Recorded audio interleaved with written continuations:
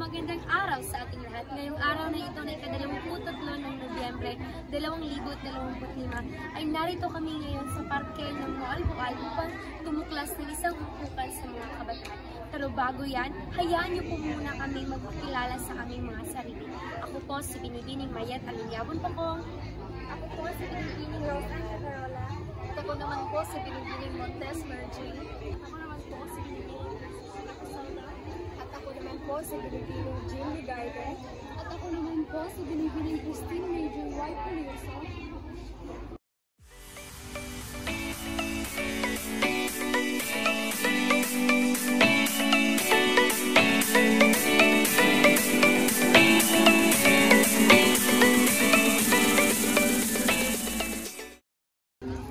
Magandang araw sa inyo.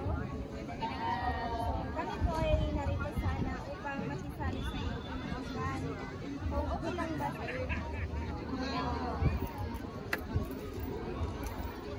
So, bago namin simulan ang aming upukan, maaari ba namin malaman kung ano ang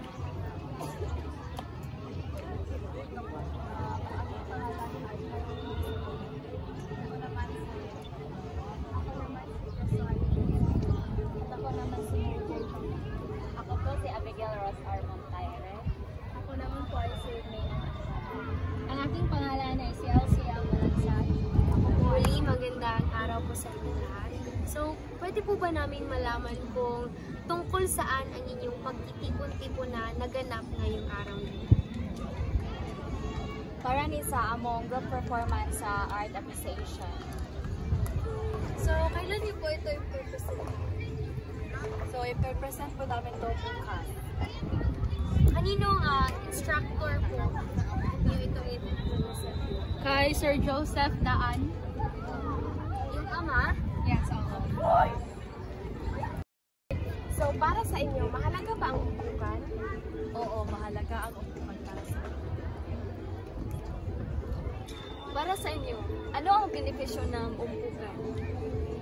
So, para sa akin, ang benepisyo ng umpukan upang kanang mas ma-understand or mas maunawaan, and then ang mga gipang istoryahan is kanang mas clear o abot na sa performance is dili magkayaga.